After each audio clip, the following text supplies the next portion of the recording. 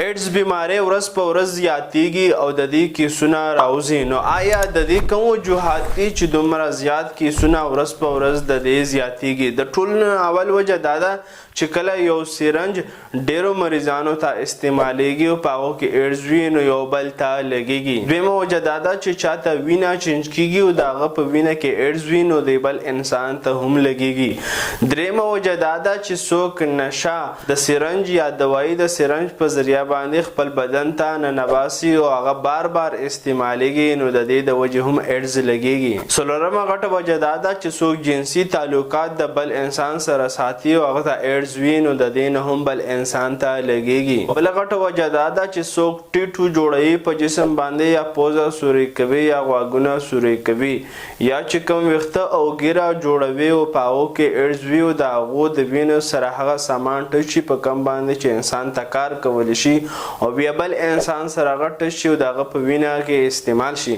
نو د دې نه هم بل انسان ته لګیږي. نو خاص کر کې تاسو د دې څیزونو خیال ډیر زیات ساتئ. او چاته چې ایډز بیماری وي نو هغه نورو انسانانو ته هم پیلاوي نو احتیاط کول به انتها زیات ضروری دي.